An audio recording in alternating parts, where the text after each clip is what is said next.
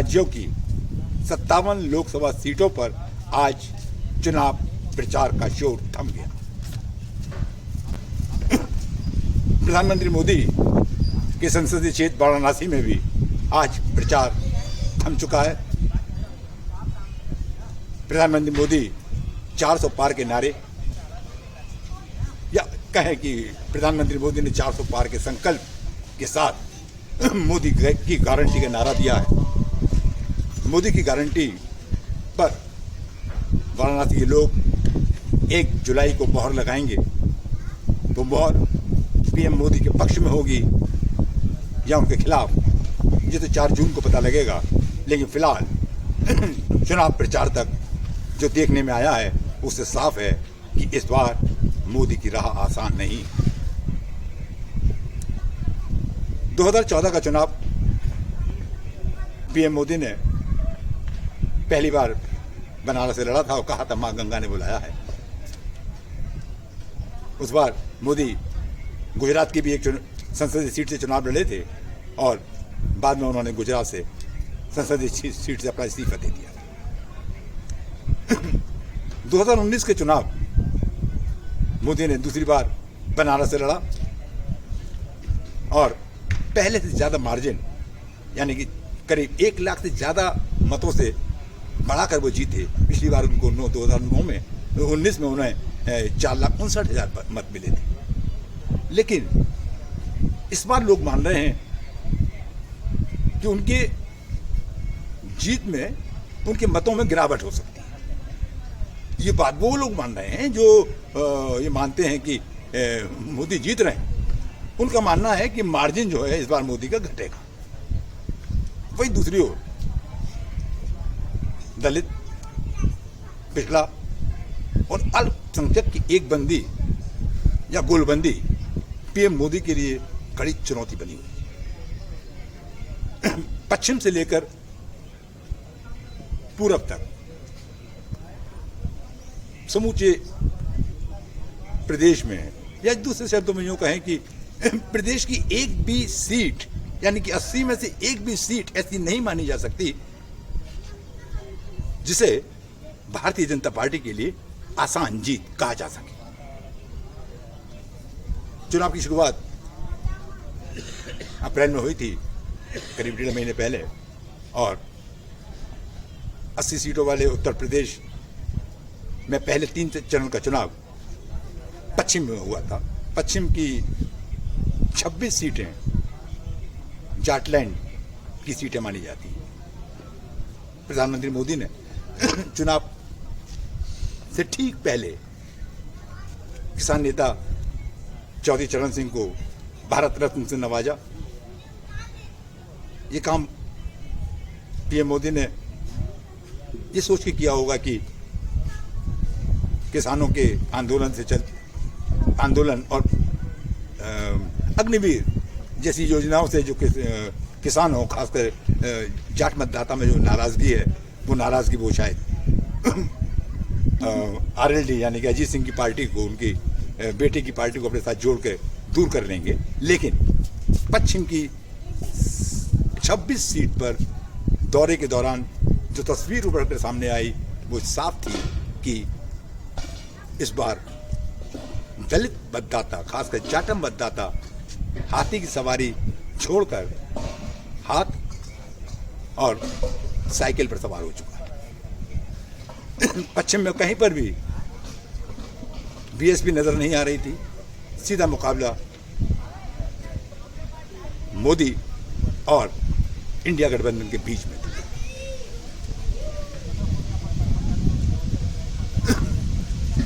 पश्चिम के दूसरे चरण के मतदान के समय से एक दिन पहले मैं बुलंदशहर गया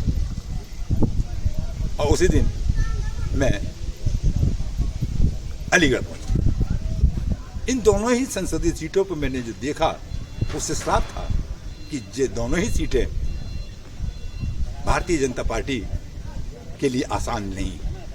जहां बुलंदशहर सीट पर ब्राह्मणों की नाराजगी और दलित और पिछड़ों की गोलबंदी बीजेपी के लिए समस्या खड़ी कर रही थी, वहीं अलीगढ़ सीट पर बिल्कुल साफ था कि माहौल इंडिया गठबंधन के पक्ष में। तीसरे चरण के मतदान के से थोड़ा पहले मैं जाटलैंड के आखिरी जिले आगरा पहुंच गया।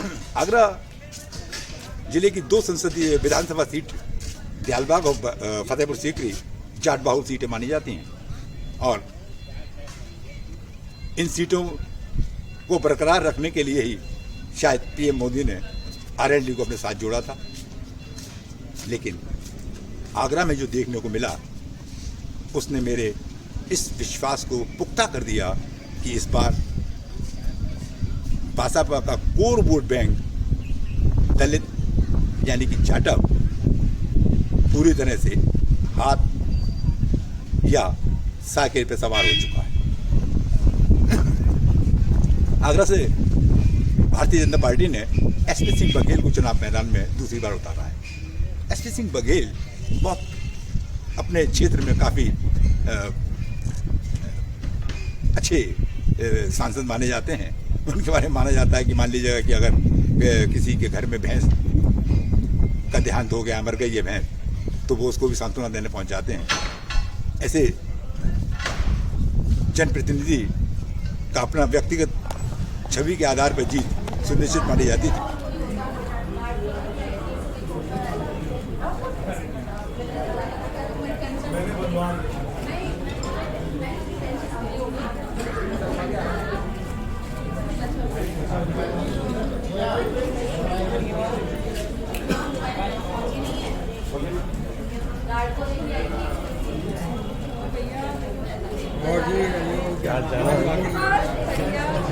आज आपने वोट डाल दिया? हाँ, वोट डालने आए हुए हैं अभी, और अभी वोट डालेंगे। अच्छा मतदान हो रहा है यहाँ पर। अच्छा, तो आपको क्या लग रहा है कि क्या लग रहा है इस बार चुनाव में? कुछ अलग लग रहा है या पहले ही जैसा सब कुछ है? पहले ऐसे सब कुछ है, मोदी जी चल रहे हैं, सब जो भी आ रहा है सब मोदी जी पे वोट डाल रहे हैं।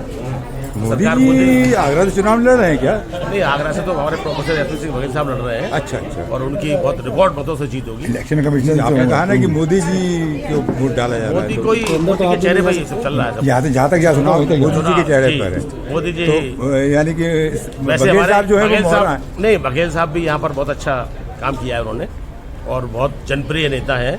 बघेल साहब तो छलेसर में थे शायद पहले, और उसके बाद ये सापा और बासापा में भी रहे हैं।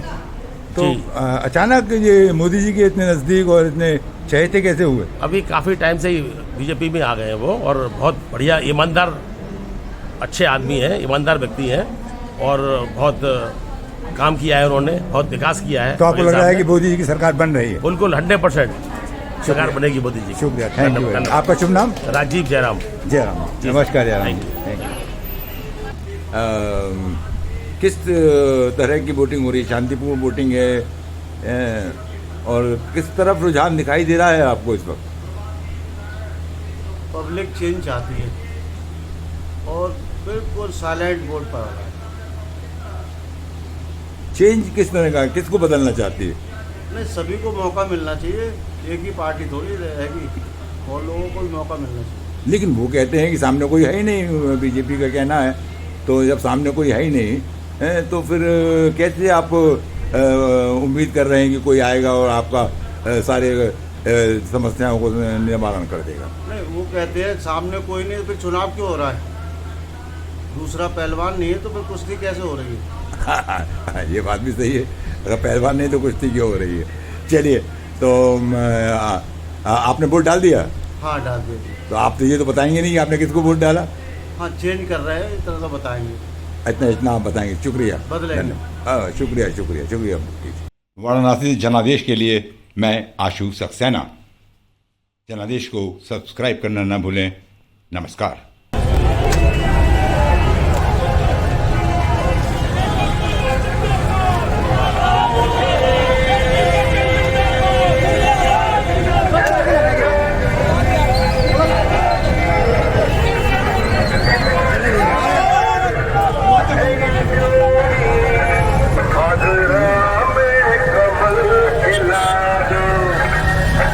Sing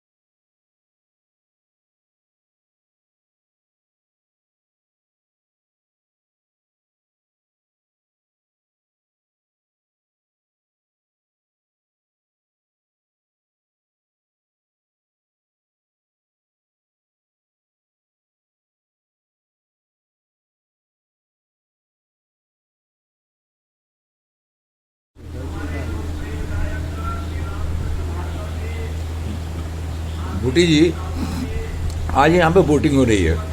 आपका क्या अनुमान है कि किस तरह की वोटिंग हो रही है? शांतिपूर्ण वोटिंग है और किस तरफ रुझान दिखाई दे रहा है आपको इस वक्त?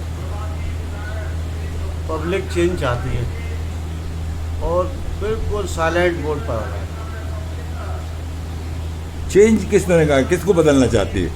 नहीं, सभी को मौका मिलना चाहिए, एक ही पार्टी थोड़ी रहेगी, और लोगों को भी मौका मिलना चाहिए। लेकिन वो कहते हैं कि सामने कोई है ही नहीं, बीजेपी का कहना है।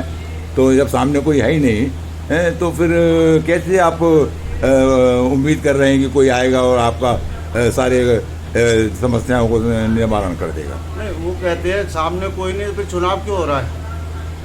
दूसरा पहलवान नहीं है तो फिर कुश्ती कैसे हो रही है? ये बात भी सही है, अगर पहलवान नहीं तो कुश्ती क्यों हो रही है। चलिए, तो आपने वोट डाल दिया? हाँ, डाल दीजिए। तो आप तो ये तो बताएंगे नहीं कि आपने किसको वोट डाला? हाँ, चेंज कर रहे हैं, इस तरह तो बताएंगे। वाराणसी जनादेश के लिए मैं आशु सक्सेना। जनादेश को सब्सक्राइब करना न भूलें। नमस्कार।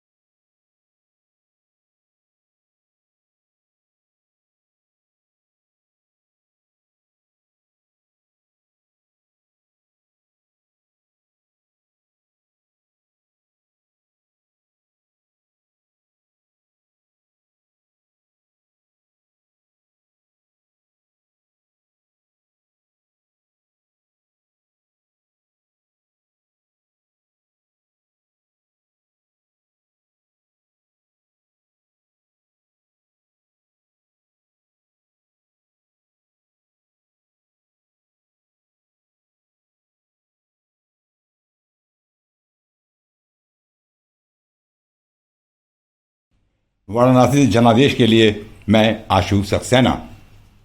जनादेश को सब्सक्राइब करना न भूलें। नमस्कार।